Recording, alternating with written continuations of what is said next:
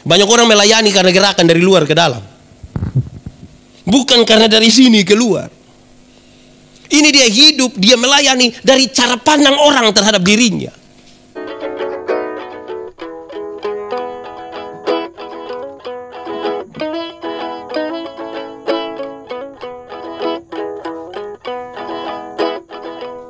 Shalom. Selamat malam buat kita semua. Saya senang dan bersuka cita sekali karena saya diberi kesempatan oleh Pak Pendeta. Hari ini saya boleh melayani di sini. Terima kasih banyak Pak Pendeta. Untuk kita semua yang hadir, Pak Pendeta sampaikan kepada saya tanya Pak Pendeta mau tema apa? Beliau bilang yang soal-soal pelayanan, komitmen dan pentingnya pelayanan. Karena itu saya pilih satu bagian Alkitab untuk kita hari ini. Saya pilih dari surat pertama Korintus pasal 1 ayat 26 sampai ayat yang ke-29. Surat pertama Korintus pasal 1 ayat 26 sampai ayat yang ke-29. Yang sudah dapat katakan amin. Oke, saya akan baca buat kita. Surat pertama Korintus pasal 1 ayat 26 sampai ayat yang ke-29, firman Tuhan berkata demikian. Ingat saja saudara-saudara, bagaimana keadaan kamu ketika kamu dipanggil. Menurut ukuran manusia tidak banyak orang yang bijak, tidak banyak orang yang berpengaruh, tidak banyak orang yang terpandang. Tetapi apa yang bodoh bagi dunia dipilih Allah untuk memalukan orang-orang yang berhikmat, dan apa yang lemah bagi dunia dipilih Allah untuk memalukan apa yang kuat, dan apa yang tidak terpandang dan yang hina bagi dunia dipilih Allah, bahkan apa yang tidak berarti dipilih Allah untuk menyediakan apa yang berarti, supaya jangan ada seorang manusia pun yang memegahkan diri di hadapan Allah. Demikian firman Tuhan. Berbahagia setiap orang mendengar firman, memelihara dan melakukan dalam hidup setiap hari. Shalom. Saudara-saudara, kalau dalam ibadah-ibadah seperti ini, saya lebih suka untuk membawa beberapa catatan kecil menyangkut dengan tema dan teks yang kita baca. Selanjutnya kepada saudara-saudara saya berikan kesempatan, ada yang mau bicara, itu baik sekali untuk bisa memberkati kita semua. Karena tema malam hari ini berkaitan dengan pentingnya pelayanan, pentingnya panggilan itu, saudara-saudara. Maka saya mulai dengan mengatakan begini, saudara-saudara. Ini pertanyaan ringan saja dan semua orang bicara soal pertanyaan ini di mana-mana dan jawabannya ada. Tapi saya ingin mengingatkan kita kembali. Yaitu begini, saudara. Saudara ini sementara melayani Tuhan atau melayani pekerjaan Tuhan? Itu serius, itu pertanyaan. Saudara dengar berulang-ulang itu pertanyaan. Tapi saya ingin tanya hari ini kembali. Saudara melayani Tuhan atau hanya melayani pekerjaan Tuhan? Kenapa? Jawaban kita mempengaruhi perilaku kita dalam pelayanan. Kalau kita hanya sekedar melayani pekerjaan Tuhan, kita pun jadwal terlalu padat. Banyak sekali, ada di semua tempat, dan orang-orang bilang, wah itu hebat betul itu. Tidak salah juga. Pekerjaan banyak toh. Tapi saudara, tanpa sadar nanti kita mengabdi pada pekerjaan. Tapi kalau hari ini jawaban saudara adalah kita melayani Tuhan, wah itu berarti sebuah keputusan yang tidak gampang. Kan dia butuh komitmen, perbaharuan tiap-tiap waktu. Karena kita bukan sekedar melayani sesuatu yang dibuat oleh manusia, tapi ini Tuhan yang panggil saya dan saudara. Teks ini, saudara-saudara, surat pertama Korintus, sebenarnya dimulai dari sebuah informasi yang mencemaskan. Kenapa? Paulus dapat informasi dari keluarga Chloe bahwa jemaat hampir pecah. Kenapa jemaat hampir pecah? Jemaat hampir pecah disebabkan karena jemaat mulai terkotak-kotak. Saya baru bilang begini, pendeta yang baik itu, gembala yang baik itu, hamba Tuhan yang baik itu harus seperti Paulus. Paulus itu karena seorang penginjil, jadi satu kali dia menginjil 2.000, 3.000 orang bertobat sekaligus. Itu dulu baru pendeta yang baik. Tapi sebenarnya tidak. Pendeta yang hebat itu, yang bagus itu, yang luar biasa itu harus seperti Apolos. Karena Apolos itu seorang pengkhotbah yang luar biasa, seorang orator yang hebat. Dia berkhotbah 5-6 jam, mungkin orang tidak mengantuk juga. Orang bilang itu yang betul. Saudara lihat sekarang bahwa mulai ada perbedaan. Orang, kalau saya melayani dengan Pendeta Yusuf di satu tempat, pasti saudara akan bilang, wah yang bagus tuh Pak Yandi, yang bagus tuh Pak Yusuf. Mulai ada kota-kota. Karena itu maka nasihat-nasihat ini menjadi penting. Nasihat-nasihat ini menjadi penting. Paulus bilang, kamu ini seperti anak-anak kecil, kalau hidup hanya sekedar membanding-banding itu, saudara tidak terpanggil untuk melayani Tuhan. Entah sudah dipanggil untuk apa. Tapi sekarang dia mulai mengajarkan banyak hal, dan untuk malam hari ini berkaitan dengan panggilan ini, Paulus mengingatkan kita, ingatlah ketika kamu dipanggil dulu. Kamu bukan siapa-siapa. Kamu bukan siapa-siapa. Saya ingat betul Pendeta Yandi ini kalau bukan jadi pendeta, pasti dia ojek di Soe. Naik sedikit mungkin supir travel begitu. Terus Tuhan kasih kesempatan pelayanan sedikit, orang mulai kenal-kenal di mana-mana. Wih, kita rasa kayak bajingan. Padahal waktu dipanggil itu kita bukan siapa-siapa itu. Ingatlah sesuatu. Tapi ini hal-hal yang coba dibuka oleh Rasul Paulus tentang rentang waktu, tentang sesuatu yang saudara kerjakan, tentang sesuatu yang ada pada dirimu. Malam hari ini, supaya ibadah kita kemudian membawa pulang sesuatu buat kita dan saudara-saudara, saya berharap saudara tergoda untuk mengatakan sesuatu dari apa yang saudara pikirkan, dari apa yang Tuhan taruh. Maka saya ingin menggoda saudara dengan pertanyaan ini sebelum kita lebih serius masuk di sini. Masihkah saudara melayani Tuhan? Masihkah saudara ada di jalur panggilan Tuhan itu yang sesungguhnya? Itu harus menjadi pertanyaan tiap-tiap hari bagi tiap-tiap orang yang sementara melayani Tuhan dan tahu bahwa dia sementara ada dalam panggilan itu. Masihkah kita ada di situ? Tidak. Pertanyaan keduanya adalah bagaimana kita ukur bahwa kita masih ada di situ? Atau justru kita sudah ada di jalur luar, jalur yang bukan jalur panggilan itu. Jalur di mana sebenarnya itu bukan yang Tuhan mau, itu yang kita mau. Bagaimana alat ukurnya, saudara? Saya ingin kasih tahu kita 1-2 hal di sini. Saudara renungkan baik-baik, sebentar kita bercerita bersama-sama. Hari ini kita ukur, kita diberi kesempatan oleh Tuhan lewat pemberitaan firman Tuhan ini untuk memberi jawab terhadap tema ini adalah yang pertama.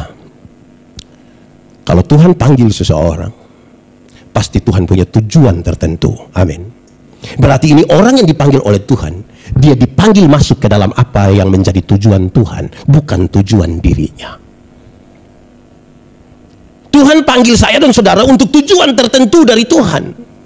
Berarti yang melayani Tuhan, yang merasa terpanggil itu, dia harus membawa ini pelayanan, ini semua dinamika pelayanan menuju kepada apa yang Tuhan mau, karena itu yang Tuhan punya tujuan, bukan dirinya. Kenapa hal ini saya taruh pada bagian pertama?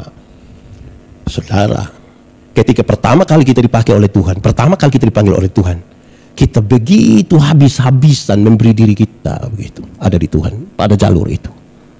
Perjalanan waktu demi waktu, perkenalan kita dengan orang-orang, dengan segala macam, mungkin kemudian telah menggoda kita untuk menggeser itu tanpa sadar. Saudara-saudara, seberapa seriuskah hal itu? Saya coba renungkan berulang-ulang. Apa yang membuat sampai kadang-kadang anak-anak Tuhan, hamba-hamba Tuhan, kemudian menggeser tujuan Tuhan itu ke dalam tujuan dirinya? Saya temukan satu kata. Itu kata ialah pantas. Atau kalau tambah satu kata di depan adalah merasa pantas. Dalam gereja kami, kalau berjadi pendeta itu bikin surat pernyataan. Bersedia ditempatkan di mana saja. Itu kita waktu pergi itu idealisme masih tinggi, semangat masih tinggi, semua masih tinggi, itu melayani ngeri. Sampai satu periode itu sudah boleh mutasi. Waktu mutasi ini mulai menarik. Kenapa? Ketika mau kasih pindah pendeta Yandi dari sini ke sini, saya mulai perlahan-lahan merasa diri pantas. Kalau ke tempat yang fasilitas lebih bagus, orang lebih bagus, kan saya bilang, saya pas di situ. Tapi coba kalau kasih pindah Pimnelap itu, saudara tahu itu tempat toh? Itu tempat yang memang kalau musim hujan itu anjing sata tanam di sana. Sekarang pertanyaannya adalah apakah yang kau mau pergi ke sana?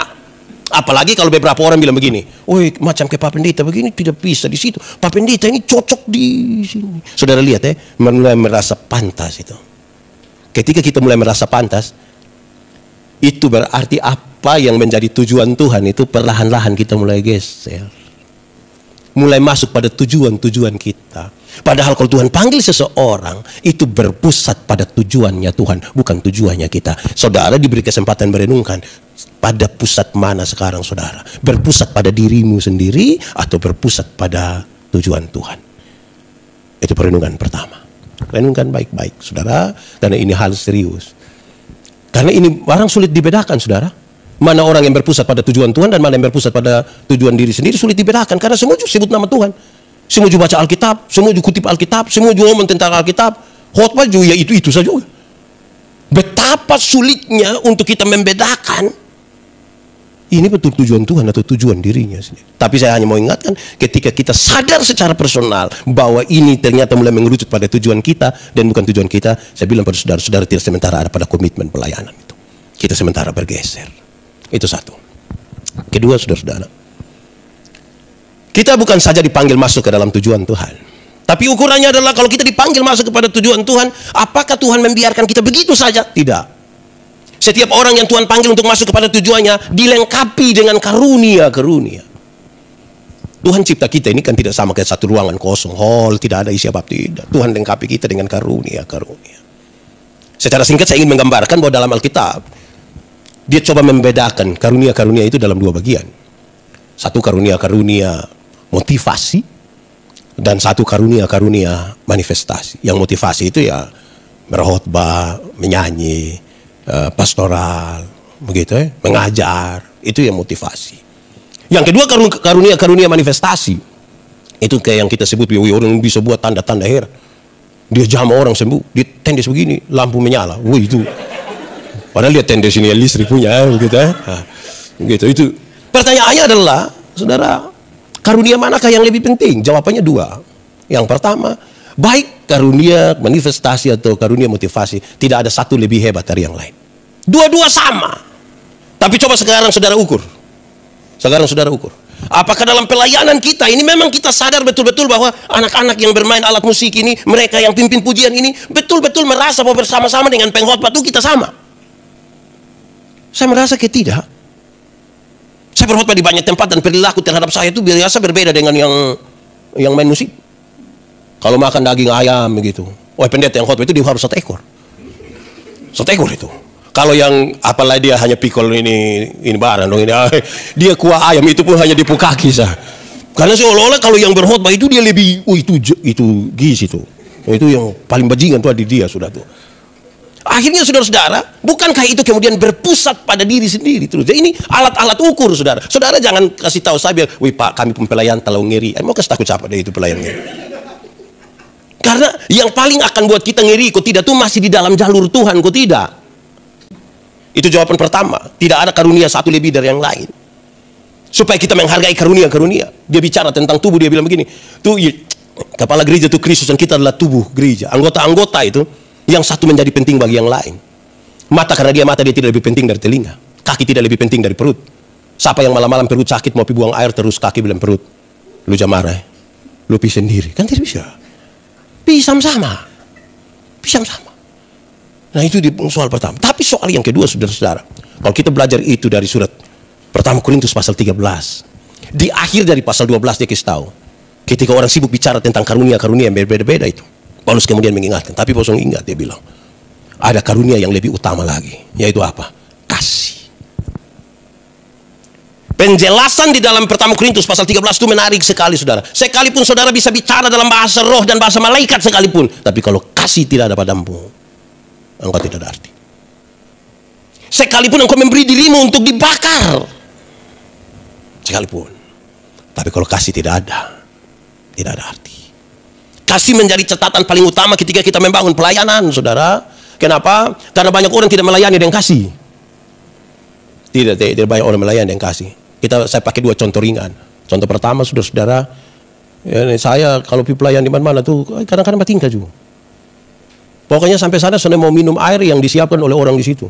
Kita jaga suara ini harus minum yang kita bawa sendiri. Itu soal itu, tidak ada yang kasih. Yang kedua, saudara-saudara, dalam pelayanan atau dalam kehidupan tiap-tiap hari jemaat itu kita lihat, kadang-kadang orang memberi bukan karena kasih. Ada daging di kulkas, dia pikir tahu, Mam nanti nggak ada daging di rumah, terlalu banyak, setiap tahun nanti dia busuk lah. Jadi ambil ini barang supaya jam busuk kau kasih bawa saya pu rumah, mau bau na di lupu rumah, jangan di saya pu rumah. Ini kan memberi juga, tapi tidak dengan motivasi kasih. Saudara lihat, ini kalau kita mau belajar bertumbuh di sini, jangan dari duluan begitu sah. Lebih kritis sedikit ke dalam. Kalau mau berilah begitu, berilah. Kadang-kadang saudara-saudara, kami ketika pelayanan ke banyak tempat, salah satunya yang viral beberapa waktu yang lalu itu Amnuban Timur. Saya tidak kesalah semua orang, saya tidak belajar untuk kesal, tapi saya berpikir begini, saudara. Bayangkan saudara, pergi kita bawa super mie, 10 dos, terus kita kasih orang foto, terus muat di media, tulis indahnya berbagi. Itu kelebe. Saya tidak bilang salah, saya tidak bilang salah. Motifnya yang serius untuk kita renungkan. Motivasinya itu. Supaya saudara lihat, ketika kepada kita diberi karunia-karunia, catatan seriusnya adalah apakah saudara menemukan apa yang Tuhan taruh di dalam hidup, dalam dirimu. Tuhan waktu panggil Musa bilang, saya tidak petah lidah, saya ini omong agak gagap itu. Saya tidak bisa. Kenapa Tuhan panggil saya? Tidak, lupi. Nah, kalau begitu Tuhan, jangan suruh saya pergi kalau engkau tidak menyertai aku. Hai, itu ada tongkat di situ, bawa saya pergi. Saya akan menyertai, nanti saya berdiri di antara kamu. Pergi saja. Tuhan tidak pernah kasih. Persoalannya adalah, apakah kita menemukan sesuatu yang Tuhan taruh di dalam diri kita atau tidak? Banyak orang ikut pelayanan, tapi dia tidak menemukan apa yang Tuhan taruh dalam diri. Kakak, saya ikut majang suruh saya buat apa-apa Tuhan. Saya ikut saya. Pokoknya saya ibadah, jangan suruh doa, wih berat. Biar saya lihat-lihat dulu, gitu. Itu bahaya itu. Itu dia, saya kira tidak lagi di jalur itu. Dia di jalur 40 mungkin itu dia.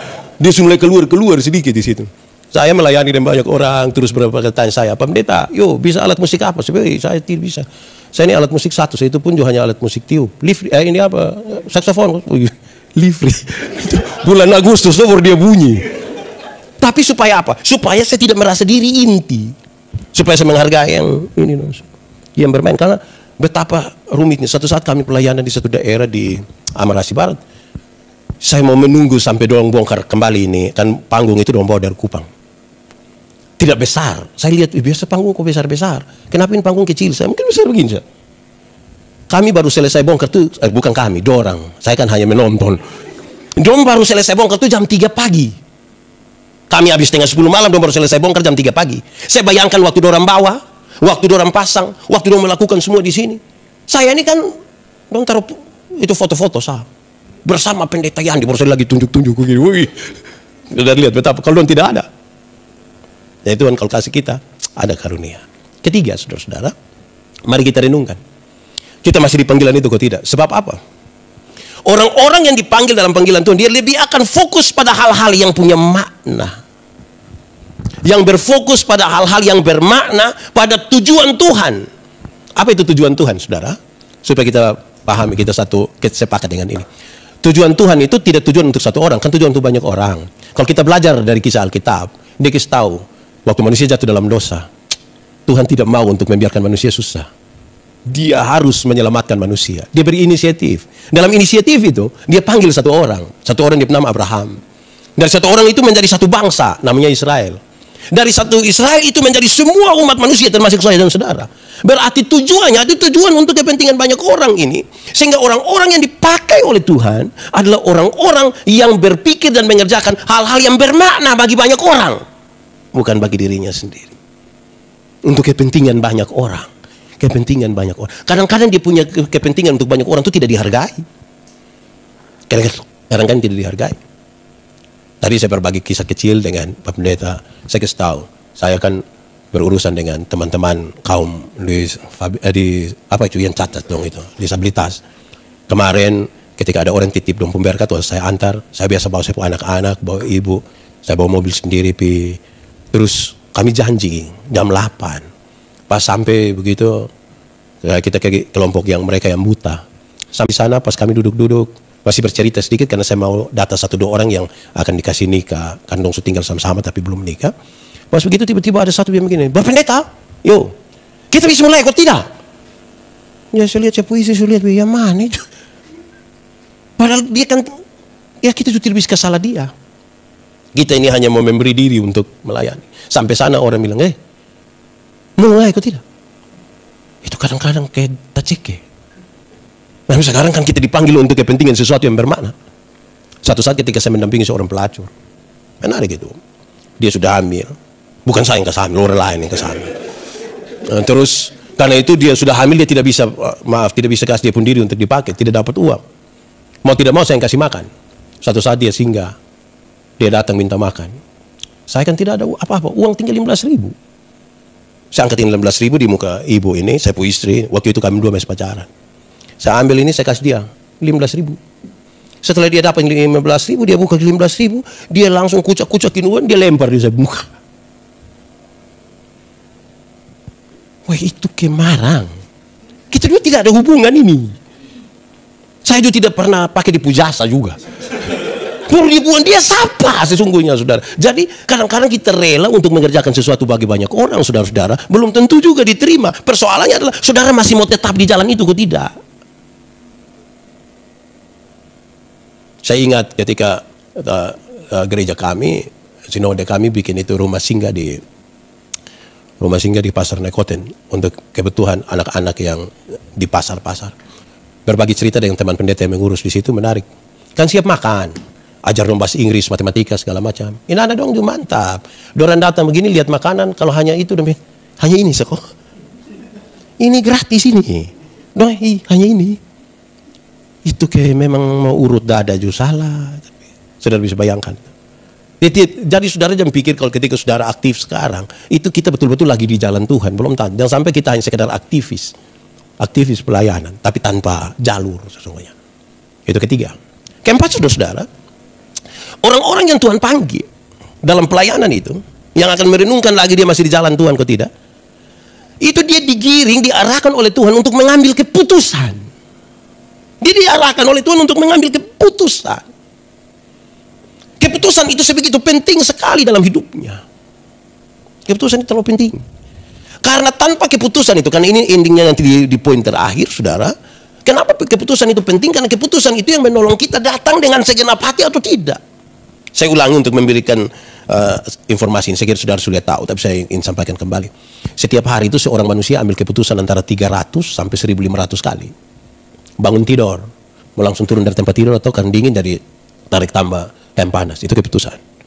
Bangun tidur, mau berdoa dulu atau foto, itu juga keputusan. Itu semua berkonsekuensi ke masa depan. Orang-orang yang Tuhan pakai, yang Tuhan panggil, dia seolah-olah diarahkan oleh Tuhan. Engkau harus ambil keputusan. Engkau mau melayani atau tidak? Engkau mau datang tepat waktu atau tidak? Engkau mau atau tidak? Kenapa? Karena kepala kita selalu diberi pilihan-pilihan. Ada beberapa orang rajin ke gereja. Terus saya tanya, wih bapak rajin oh? Dia bilang, mau son rajin ke mana? Mau tua suboto-boto dari pagi, daripada mau tembak lele, saya datang. Jadi ada rajin gereja tuh. Tapi dia datang bukan karena memang sebuah panggilan untuk datang. Kok daripada baklai dia ibu baklai sudah lebepi.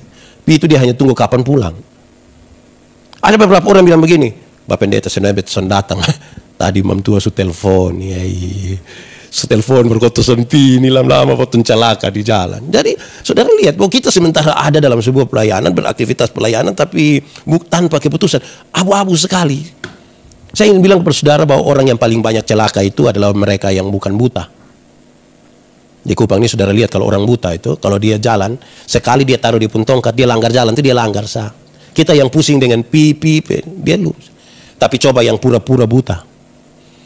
Dia mau langgar, kok tidak langgar, kok bertak itu motor datang, lama-lama dia akan tabrak. Keputusan menjadi penting untuk itu. Itu keempat dulu. Kelima, kalau kita mau ukur kita masih ada di dalam ini panggilan Tuhan, kok tidak, masih jalur Tuhan, kok tidak, saya ingin sampaikan kepada saudara bahwa dia akan mengalami bahwa apa yang Tuhan kerjakan itu melalui banyak cara, bukan satu cara.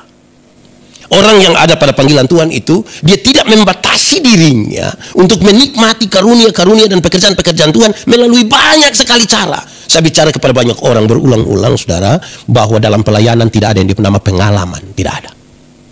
Selalu baru, selalu baru, selalu baru. Pada waktu kita mengandalkan pengalaman kita sudah sementara tidak melayani Tuhan.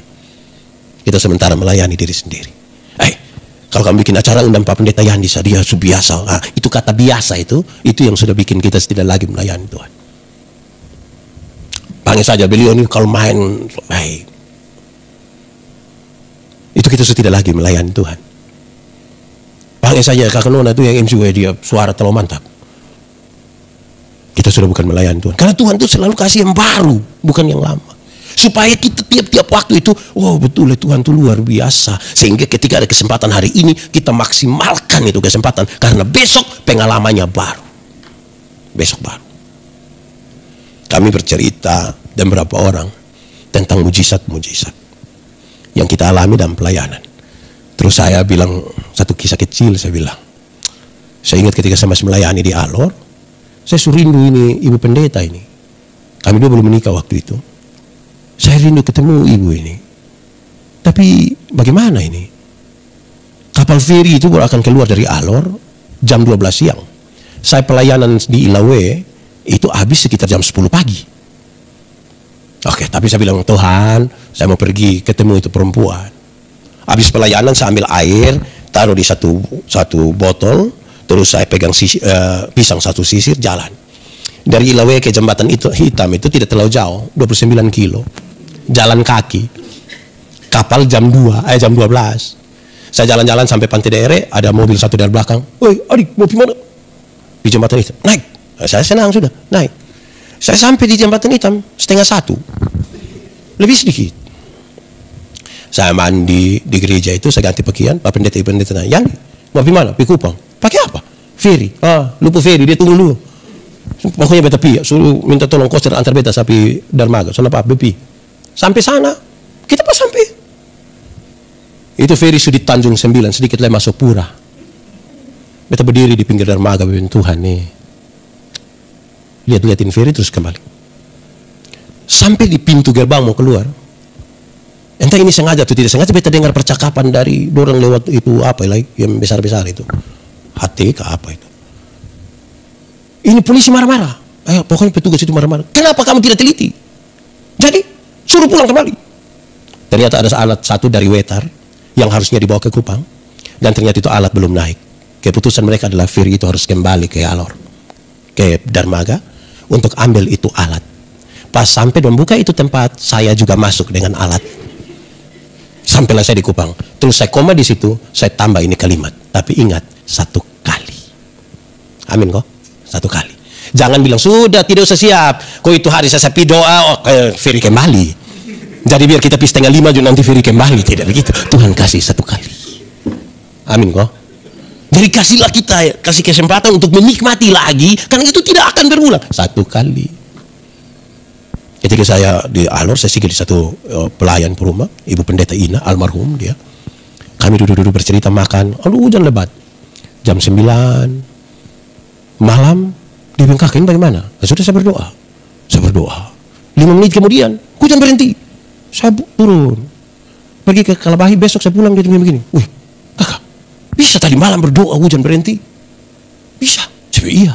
Kenapa? Karena hujan tidak berhenti, berarti tadi malam kita dua tidur sama-sama. Karena itu tanpa tidur satu sah.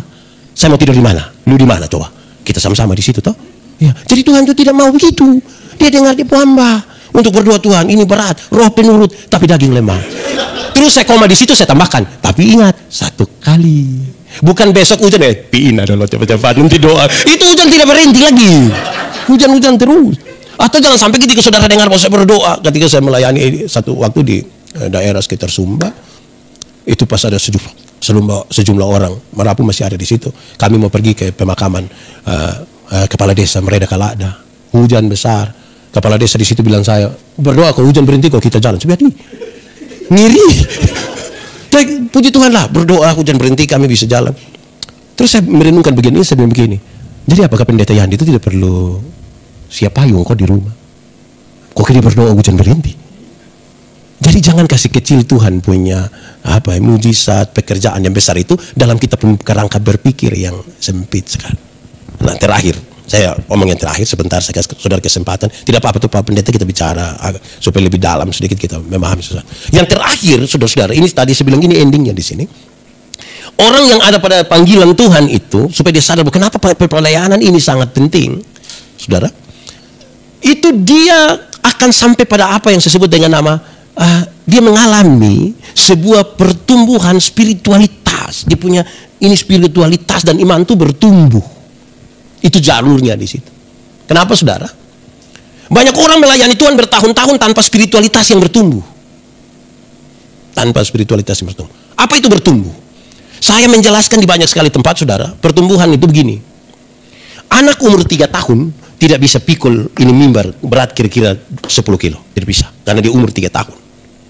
17 tahun kemudian ini anak umur 20 tahun. Dia sudah bisa pikul mimbar yang 10 kilo atau tidak?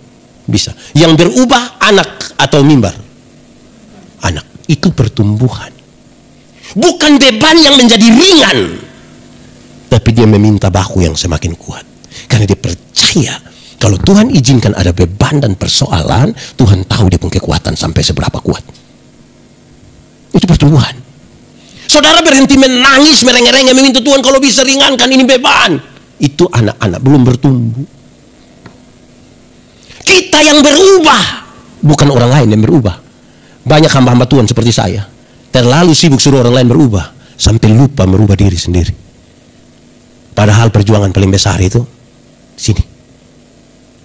Saya bercerita dengan banyak orang, saya kasih tahu orang. Setan tuh takut sama tong, Jo. Kalau tong sekali berdoa itu setan bangun lari. Mungkin baru dengar kita pun suara setan langsung lari. Tapi itu setan yang dari luar. Jarang sekali ada hamba-hamba Tuhan datang bilang, Pak Pendeta tolong berdoa kau usir buang setan kepala batu di sepuluh. Itu tidak ada. Jadi kita sibuk dengan orang lain, setan di luar, setan di dalam kita tuh kita kasih tinggal dia semakin besar, semakin besar. Kedewasaan itu ada 3, saudara. Pertama, dewasa biologis. Dewasa biologis itu hari kita pemberat badan hanya 37, sekarang sudah 73. Itu dewasa biologis.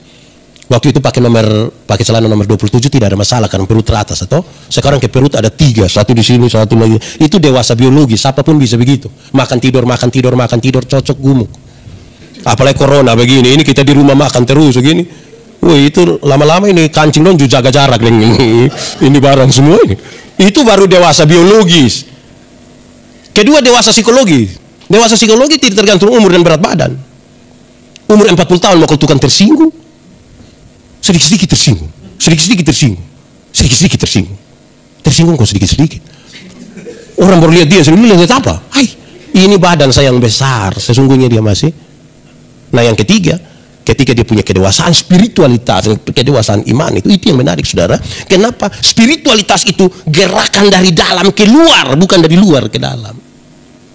Banyak orang melayani karena gerakan dari luar ke dalam, bukan karena dari sini ke luar.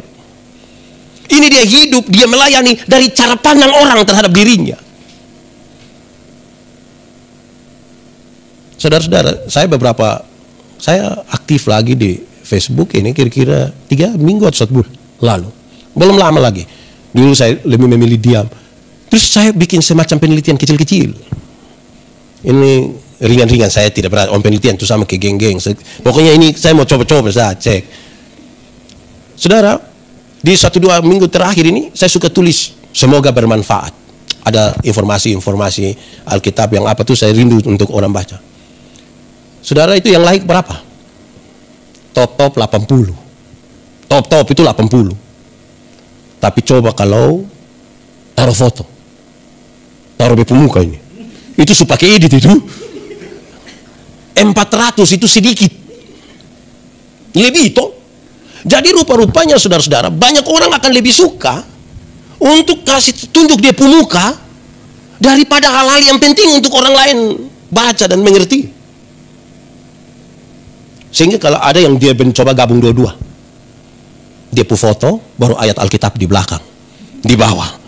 Ya kita juga pusingin, kira-kira kita like yang ayat Alkitab kok like dia, kita juga pusing lah di situ. Tapi itu kemudian menolong saya, saudara, untuk sadar bahwa masih banyak kita punya spirit yang bermasalah. Semua yang kita kerjakan itu butuh pengakuan dari luar, itu spiritnya bermasalah. Orang yang ada pada jalur panggilan Tuhan itu spiritualitas itu bergerak dari sini ke sana. Saya bikin status saudara mau like kok tidak penting. Saudara setuju kok tidak penting, karena saya mempertanggungjawabkan itu kepada Tuhan Allah. Saya tidak akan sibuk dengan butuh pembelaan dari siapapun.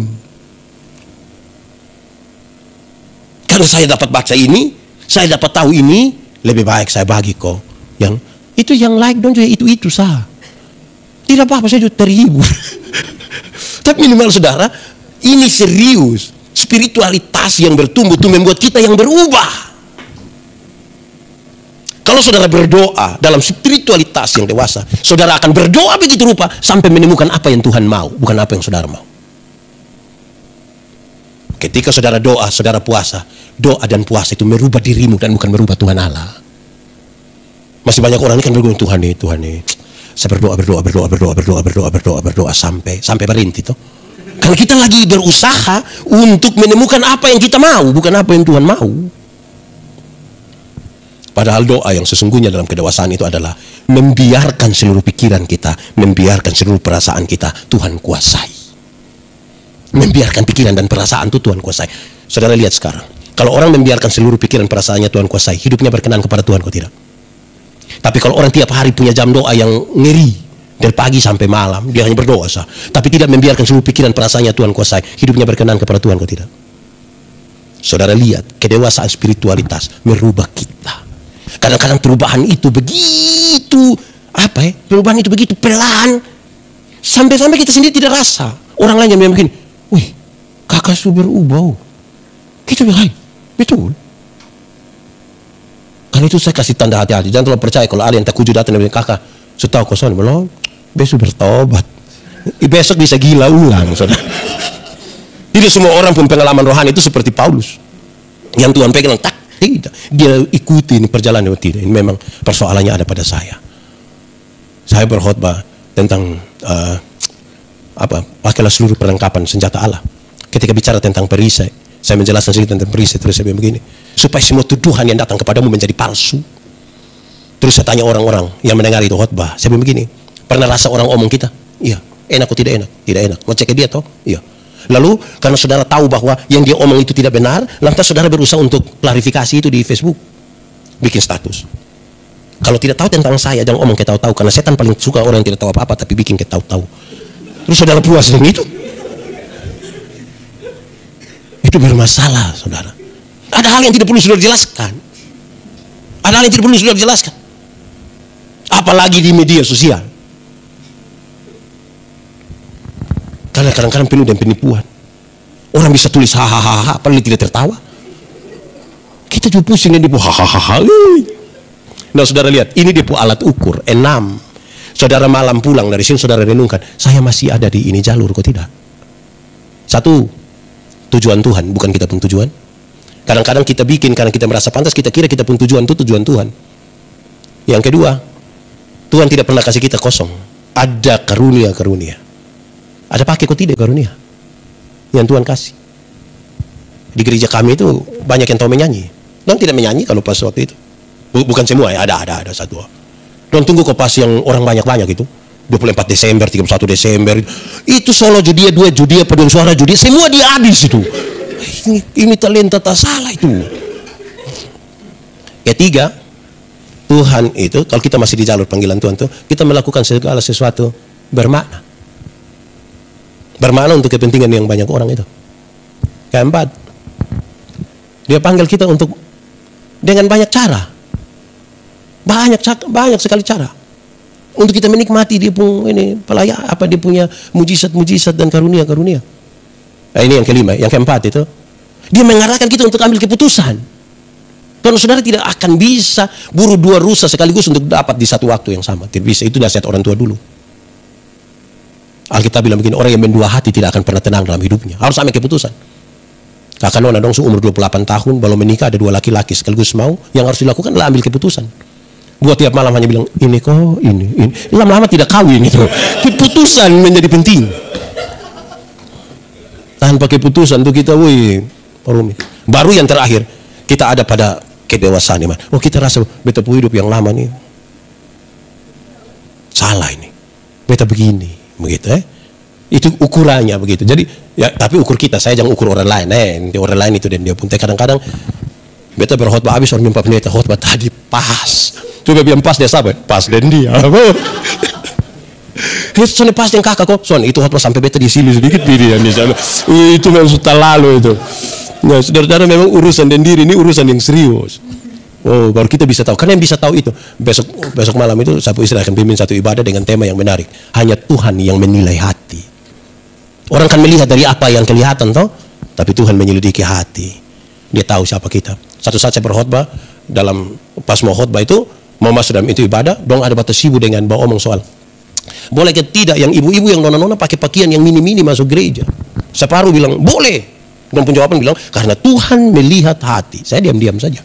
Pas berkhotbah baru bilang, besok masuk gereja tidak boleh pakai pakaian mini. Kenapa? Memang Tuhan melihat hati. Tapi kami pendeta ini bukan melihat hati, kami melihat pakaian.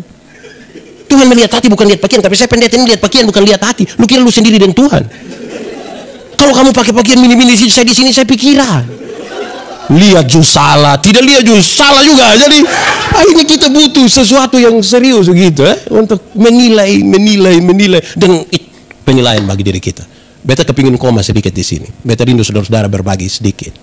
Memang Pak Pendeta ada bilang, Pak Pendeta pun pengalaman kecil tuh bercerita sedikit. Oh, beta kasih kesempatan saudara-saudara bicara dulu. Nanti habis itu beta berbicara. Saudara-saudara, panggilan Tuhan tuh saudara-saudara, memang dia bilang kuk yang kupasang tuh enak. Enak apa? Berat. Karena pada saat yang sama kepada kita diberikan kesempatan untuk berjuang melawan diri sendiri. Silahkan mau ada yang bicara duluan, silahkan, saya kasih kesempatan. Biarlah kita bisa saling memberkati satu dengan lain. Toh saya belajar dari saudara-saudara, saudara-saudara belajar dari saya. Kita saling mengisi, itu hal yang penting. Silakan, ada yang mau bicara sedikit? Biar ini, hampir saya bilang yang di rumah mau bicara boleh. Tapi ini, dong lihat saya tidak lihat dorang ini bagaimana dong bicara, kok saya tahu. Ada yang mau bicara, silakan, saya kasih kesempatan. Biar bisa memberkati kita semua toh. Kalau dia mau bertanya pun boleh, tapi jangan yang susah-susah. Saya mungkin tidak tahu. Yang ringan-ringan tapi bisa menjadi berkat. Pentingnya pelayanan. Tapi saya tadi betul-betul sengaja untuk mengarahkan kita untuk melihat pelayanan itu apa. Terus kemudian kita ukur kita sendiri, kita masih di jalur pelayanan yang sesungguhnya atau tidak. Nah, kaitan dengan itu, kita melayani ini bukan karena, tadi saya suka lagu itu ketika kita masuk firman. Tuhan lebih dulu melayani kepadaku. Melayani. Jadi kita hendaklah kamu berkasih kasihan karena aku lebih dahulu mengasihi kamu. Jadi ketika Tuhan suruh kita melakukan sesuatu, karena Dia mendahului kita, bukan kita dahulu Tuhan. Karena kita terima sesuatu dan cuma-cuma, itulah yang membuat kita mau melayani. Saya suka pakai teori tentang keselamatan itu kira-kira begini. Teori tentang keselamatan itu kira-kira begini. Saya suka tanya orang yang begini, lo ini kita dua tidak kenal. Lu ada ayam satu di rumah, beta pilih rumah, kira-kira lu kasih ayam kosong. Oke, baik. Lu mau oto? Iya, baik. Satu malam jam 12 malam, beta telepon, kakak, bis ketemu beta kok. Di depan rumah jabatan gubernur. Kira-kira kalau dia mau dapat oto, dia datang kosong. Dia datang. Setelah beta kasih itu oto, ada perubahan perilaku dari dia ke beta kosong. Beta telepon dia datang kosong. Kenapa? Karena dia lebih dahulu menerima sesuatu. Sehingga kita melihat pelayanan kita itu sebagai sebuah ungkapan syukur kita kepada Tuhan. Sebab kita semua ini berdosa. Kalau kita semua berdosa, kalau kita sepakat bahwa semua manusia sudah berdosa, siapakah manusia yang bisa pergi paksa Tuhan untuk datang selamatkan kita? Bisa atau tidak? Jadi kalau kemudian kita selamat, semata-mata itu hanya karena kasih karunia. Dia mau turun kok, tolong amis yang kita. Yang bisa saya buat itu adalah, Tuhan, saya bisa mengucap syukur dengan cara ini saja, ini saja, ini. Tidak bisa dibandingkan dengan pengorbanan Tuhan yang luar biasa. Saya kira saya cukup di situ. Silakan, ada yang mau bicara sedikit. Omong sedikit, sana apa kok. Pak Pendeta juga. Silakan kakak. Mungkin dalam keseharian kita sering ada terlintas dalam pikiran bahwa kita melayani atau kita melakukan bagian Tuhan, nanti Tuhan akan melakukan bagiannya untuk kita. Salah satu contoh untuk saya sendiri gitu. Jadi okelah kita full di pelayanan, konsekuensinya pasti kita akan diberkati. Nah, yang saya mau tanya, apakah jika kita sudah ada dalam pelayanan, terus kita secara dunia kita sudah diberkati, itu menjadi satu tolak ukur atau ada tolak ukur lain lah bahwa kita sudah ada dalam track yang dimaksud itu? Terima kasih. Saya kira ini pernyataan sekaligus pertanyaan yang serius sekali buat kita. Dari ungkapan tadi, ungkapan itu bilang, kita lakukan kita pembagian, nanti Tuhan lakukan Tuhan pembagian. Itu pernyataan sesungguhnya. Saya tidak langsung mengarah kepada apa yang menjadi fokus dari pernyataan itu. Dan saya ingin kasih tahu, hati-hati pakai itu kalimat. Karena yang dimaksud dengan saya melakukan saya pembagian, Tuhan melakukan Tuhan pembagian, itu berkaitan dengan ada hal yang bisa kita kerjakan dan ada hal yang tidak bisa kita kerjakan. Jadi kalau saya pergi mendoakan orang sakit, tugas saya adalah datang, siap, saya berdoa. Dia sembuh kok tidak, itu bukan yang saya kerjakan, tapi Tuhan kerjakan. Nah, banyak orang memahami ini seolah-olah kepada pernyataan tadi, saya sibuk urus Tuhan begini, pasti Tuhan nanti. Ini berarti kita pelayanan untuk dapat berkat. Itu motivasinya adalah motivasi kita. Kita dipanggil pada tujuan kita, bukan pada tujuan Tuhan. Karena teorinya bilang, ketika kita melayani, karena kita sudah diberkati, baru kita melayani. Bukan kita di pelayanan supaya kita diberkati. Kita sudah diberkati, baru kita pergi pelayanan. Satu saat saya istri mau melahirkan. Saya masih melayani di pedalaman Amanuban Timur, di Keneno. Pas saya antar ibu ke puskesmas mana ini, Bakunase, jam 9, sebelumnya kan saya mau bawa perjamuan kudus di sana, kira-kira jam 11. Saya bilang, dokter, saya titip saya istri. Pak Pendeta, Pak mau pergi mana? Saya mau melaksanakan saya pun tugas. Pak, ini harus didampingi oleh istri, oleh suami. Saya bilang, apa? Banyak perempuan melahirkan tidak ada suami, itu bisa kok. Masa ini saya pergi dalam sebuah keyakinan persis seperti yang tadi kakak omong. Kalau saya sibuk urus Tuhan pun urusan, Tuhan nanti sibuk urus saya pun urusan. Itu kan saya pergi dan begitu. Itu tahun 2010. Tahun 2012 saya sadar bahwa itu pernyataan salah, keliru. Kenapa? Satu saat saya dalam sebuah pelayanan di Denpasar, ada seorang sahabat dari Jakarta bilang saya, Pak Pendeta, sibuk pelayanan? Iya. Berapa pun jadwal? Boy, banyak. Oke. Saya mau kasih tahu Pak, Anda belum melayani Tuhan kalau keluarga Anda belum terlayani.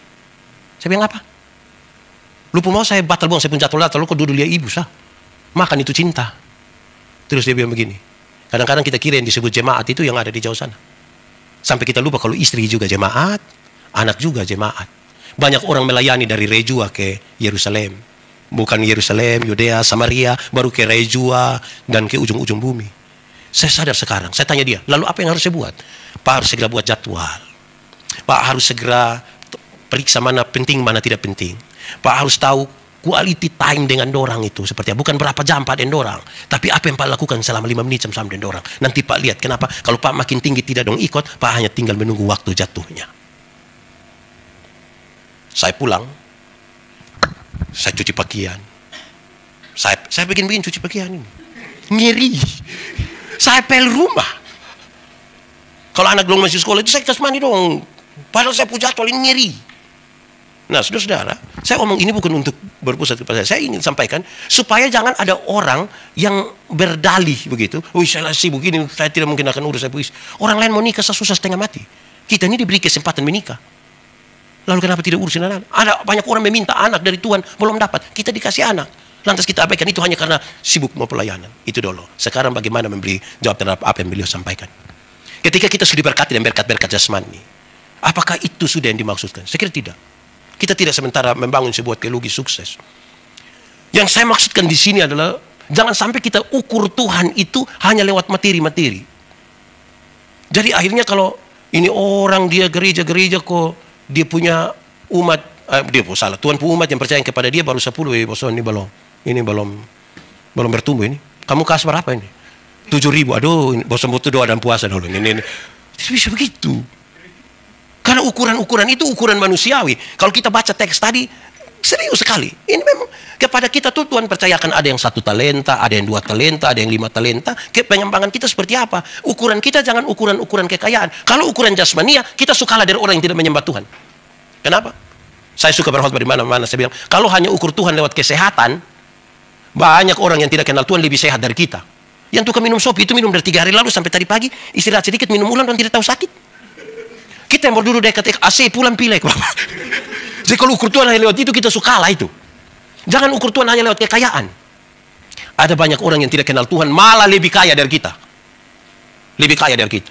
Itu koruptor, orang itu kaya-kaya semua itu. Dom rumah 2, 3, 4, 5. Sampai kadang-kadang tidak suka tinggal dom rumah, dom tinggal di penjara sana. Tapi dong kaya-kaya. Kita yang mengaku kenal Tuhan ini sedikit-sedikit garam habis, sedikit-sedikit pulsa habis. Mau beli sepatu saya pakai tanya itu, Mas, bisa bayar 6 kali. Jadi ukurannya tidak pada ukuran-ukuran material. Tadi malam saya bawa satu materi tentang persembahan. Itu menarik sekali karena dapat sambutan dan pertanyaan yang sangat banyak. Apa itu persembahan? Saya pakai beberapa dimensi tentang persembahan. Karena selama ini orang berpikir persembahan itu hanya hal-hal yang bersifat sangat material. Padahal dia sampai lupa bahwa memberi diri juga itu persembahan. Pikiran, perasaan, dia punya kehadiran di situ persembahan.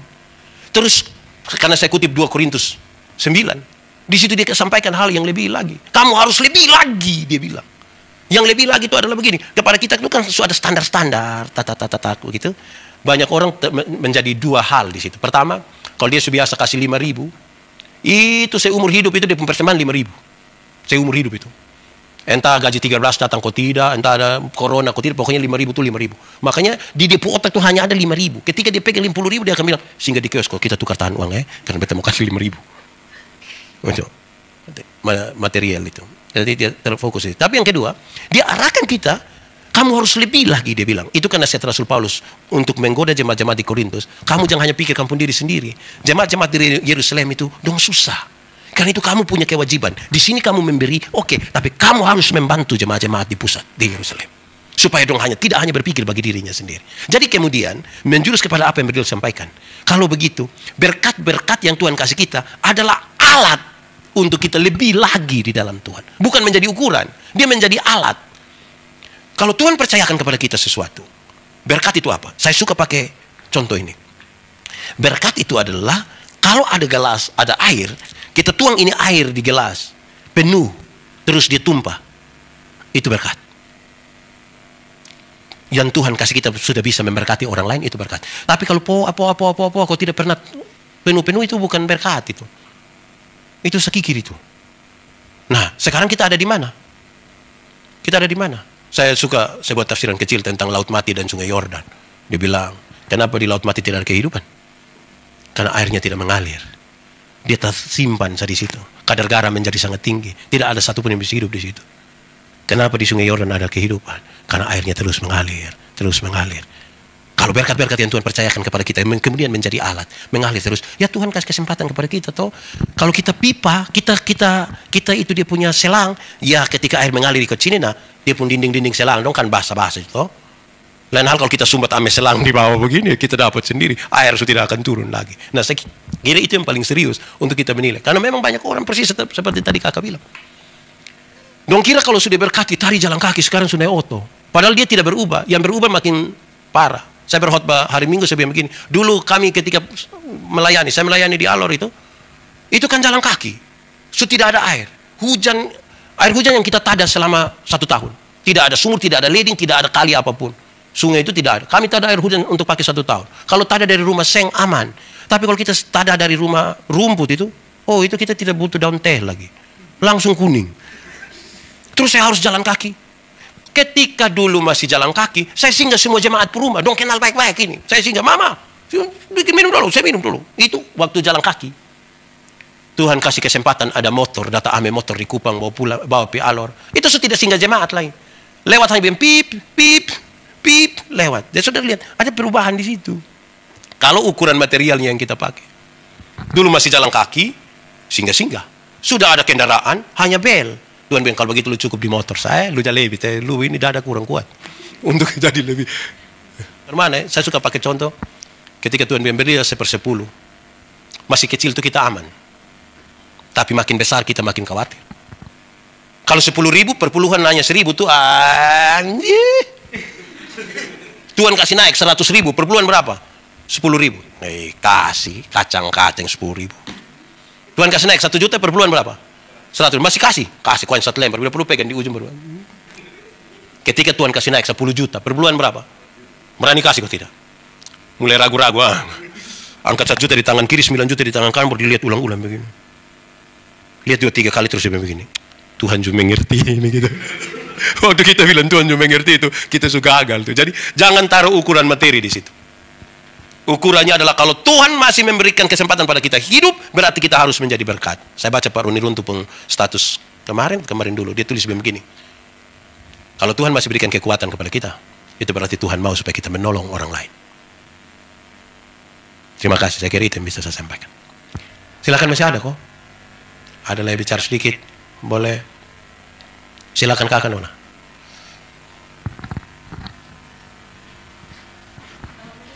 Dari yang tentang pemberian, kalau kita lihat, saya sempat baca di Lukas 6 kalau tidak salah ayat 35-36, itu kan Tuhan Yesus sendiri bilang kalau kita mengasihi musuh atau memberi tanpa mengungkit lagi, itu ada upah besar yang disediakan Tuhan. Terus di ayat 36 bilang bermurah hatilah seperti halnya Bapa bermurah hati. Jadi kalau misalnya kita memberi karena termotivasi oleh karena Bapak sudah menyediakan upah yang besar bagi kita, apakah itu salah? Ataukah kita termotivasi karena Bapak terlebih dahulu sudah bermurah hati? Itu sih, terima kasih. Oke. Baik, saudara-saudara. Saya mau ajak kita untuk merenungkan bahwa begini, ada 2 hal saya ingin memberi tanggapan kecil terhadap apa yang disampaikan oleh Kakak Nona ini. Ini menarik ini. Pertama, saudara-saudara, Tuhan Yesus bilang begini, kalau engkau mau bawa sesuatu dan membawa persembahan itu di altar Tuhan, teringatlah engkau akan kesalahan saudaramu. Kasih tinggal buang itu persembahan, situ pi berdamai dulu dengan dia. Baru datang engkau memberi persembahan. Kalau tidak, ini menjadi tidak ada arti sekali. Bahkan dalam tanda petik, ini disebut munafik. Karena ada hubungan erat sekali antara sikap perilaku kita dalam relasi sosial dengan sikap iman kita kepada Tuhan Allah. Itu hubungannya dekat sekali. Yang Yakobus bilang, iman tanpa perbuatan pada hakikatnya mati.